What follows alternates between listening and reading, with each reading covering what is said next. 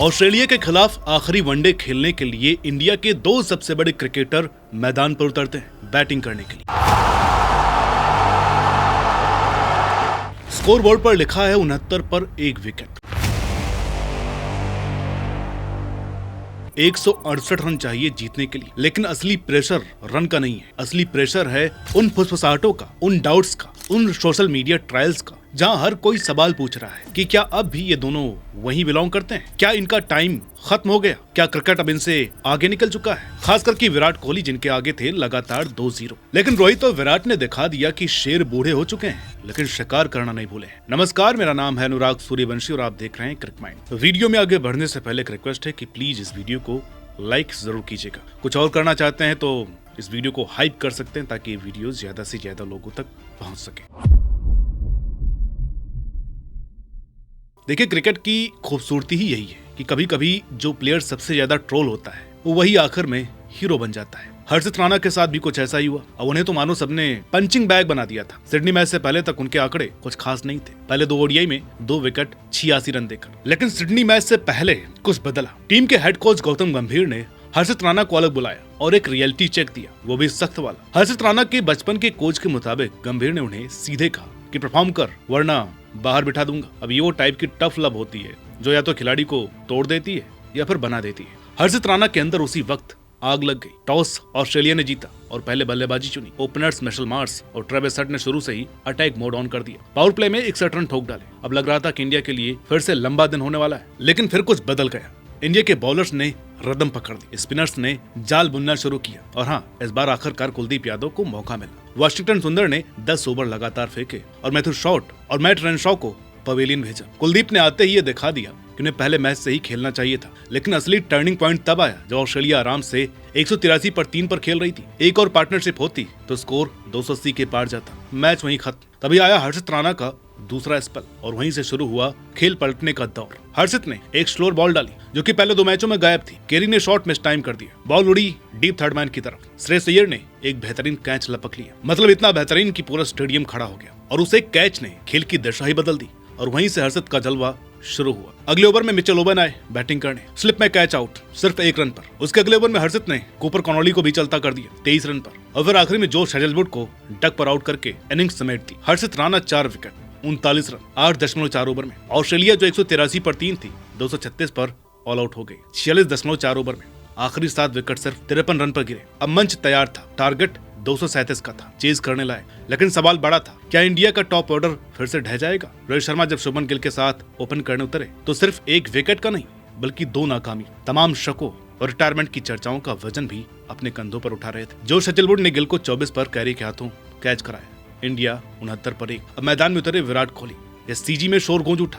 लोगों को पता था कि शायद ये आखिरी बार हो जब उन्हें ऑस्ट्रेलिया में बैटिंग करते देखे। हर इंडियन फैन की सांसें थम गई थी। हर क्रिकेट लवर चाहता था कि किंग एक बार फिर से दहाड़े और खूबसूरती की बात यह रही कि विराट ने आखिरकार स्कोरबोर्ड पर रन लगाया। रोहित और विराट ने मिलकर एक ऐसी पार्टनरशिप रची जिसने उम्र, फॉर्म और शक सबको ठेंगा दिखा दिया। 168 रन की नाबाद साझेदारी दूसरे विकेट के लिए बनाई गई। रोहित सिर्फ रन नहीं बना रहे थे, वो हर बाउंड्री के साथ एक स्टेटमेंट दे रहे थे। उन्होंने एडम जैम्पा को लगातार 2 छक्के मारे, इतने लंबे कि बाउंड्री पर जा गिरे। पुल ड्राइव, स्ट्रिप, हर शॉट में क्लास झलक रही थी। 38 साल 178 दिन की उम्र में उन्होंने अपना 33वां ओडीआई शतक जड़ा। बैट उठाया तो पूरा सिडनी क्रिकेट ग्राउंड खड़ा हो गया था। ये थी रोहित के ऑस्ट्रेलिया में 6ठी ओडीआई सेंचुरी, यानी किसी भी विजिटिंग बल्लेबाज का सबसे ज्यादा। उन्होंने विराट कोहली और कुमार संगकारा दोनों को पीछे छोड़ दिया। जब रोहित अटैक कर रहे थे, विराट ने परफेक्ट सेकंड फिडल का रोल निभाया। उन्होंने स्ट्राइक रोटेट की, नाबाद 74 रन बनाए 81 के। तो कोई फ्लैशी शतक नहीं, लेकिन कॉन्टेस्ट में शायद उनके करियर की सबसे अहम इनिंग्स, क्योंकि इनिंग रिकॉर्ड्स के लिए नहीं थी। ये जवाब था हर उस शख्स का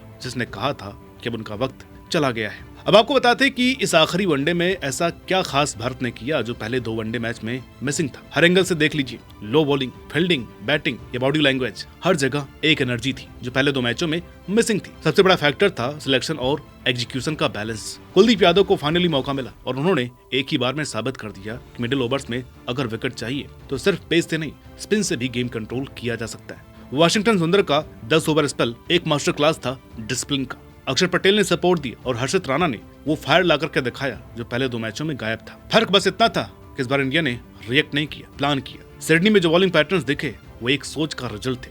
कि कैसे प्रेशर बिल्ड करके बैट्समैन से गलती करवानी है। यही डिफरेंस होता है डिस्परेशन और डिटर्मिनेशन में। पहले 2 मैचों में इंडिया डेस्परेट लग रही थी कि विकेट चाहिए तो शॉर्ट बॉल डाल दो, लाइन बदल दो, फील्ड रैंडम कर दो, लेकिन सिडनी में डिसिप्लिन था, पेशेंस था और सबसे जरूरी बिलीफ था। फील्डिंग ने तो लिटरली एनर्जी इंजेक्ट कर दी थी पूरे मैच में। श्रेयस अय्यर की और रिप फैक्टर वाली कैच एक कमिटमेंट थी। जब एक खिलाड़ी टीम के लिए अपनी बॉडी दांव पर लगा देता है तो बाकी सब ऑटोमेटिकली इंस्पायर्ड हो जाते हैं। विराट कोहली की रिवर्स कप्ड कैच और फिर थ्रो, हर डाइव, सब कुछ इंडिया फोल्ड वाला वाइब दे रहे थे। वो टीम जो हर बॉल पर इंटेंसिटी से खेलती थी। और फिर बैटिंग, इस बार पैनिक नहीं हुआ, न किसी ने हीरो बनना चाहा, न कोई रकलेस शॉट। रोहित और विराट ने टेक्स्ट बुक वनडे चेज खेला, एकदम कैलकुलेटेड एग्रेशन, हर अच्छे बॉल को रिस्पेक्ट, हर लूज बॉल पर पनिशमेंट। रोहित की स्ट्राइक रेट 96.8 और विराट की करीब 91 थी। ये वो परफेक्ट बैलेंस था जहां पेस भी बना रहता है और रिस्क भी कंट्रोल में। 237 का टारगेट उन्होंने 38.3 ओवर में चेज कर दिया। और सबसे बड़ी बात ये मैच किसी ट्रॉफी के लिए नहीं था, किसी सीरीज डिसाइडर के लिए नहीं था,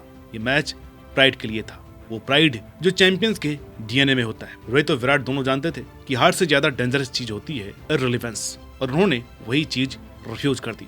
मैच के बाद उनकी बॉडी लैंग्वेज साफ कर रही थी कि हम अभी खत्म नहीं हुए। सीरीज भले ही 2-1 से ऑस्ट्रेलिया के नाम हो गई हो, लेकिन सिडनी में जो हुआ वो इंडिया के लिए भविष्य की उम्मीद बनकर के उभरा है। इस मैच ने कई सवालों के जवाब दिए और कुछ नए सितारों को भी जन्म दिया। यह हर्षित राणा के उदय का सबसे बड़ा संकेत था। 6 विकेट लेकर वो सबसे ज्यादा विकेट लेने वाले गेंदबाज बने। जॉर्ज हेजलवुड और मिचेल स्टार्क जैसे दिग्गजों से भी आगे। ये किसी किस्मत का खेल नहीं था, ये स्किल थी जो प्रेशर में निखरी। कप्तान शुभमन गिल ने कहा, ऐसे तेज गेंदबाज बहुत कम मिलते हैं जो लंबे भी हों और 140 प्लस की स्पीड से गेंद फेंक सके।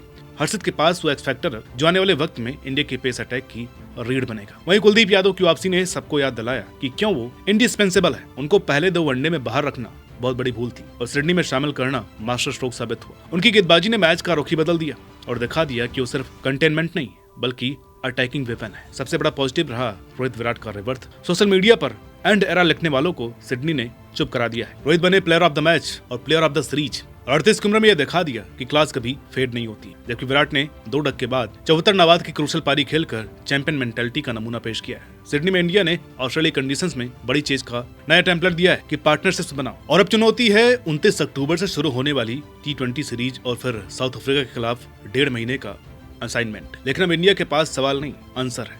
सिडनी सिर्फ एक मैच नहीं था, ये 2 दिग्गजों रोहित शर्मा और विराट कोहली की कहानी का एक पोएटिक चैप्टर था। शायद ऑस्ट्रेलिया की धरती पर उनका आखिरी मुकाबला था और उन्होंने इसे यादगार फेयरवेल बना दिया। तो बाकी सीरीज के बारे में आपका क्या कहना है, हर्षित राणा के बारे में आपका क्या कहना है, कमेंट करके बताइएगा। वीडियो अच्छी लगी तो प्लीज इसे लाइक करें, शेयर करें। चैनल पर नए हैं तो प्लीज इसे सब्सक्राइब करना ना भूलें। मिलते हैं आपसे अगली वीडियो में, तब तक के लिए नमस्कार।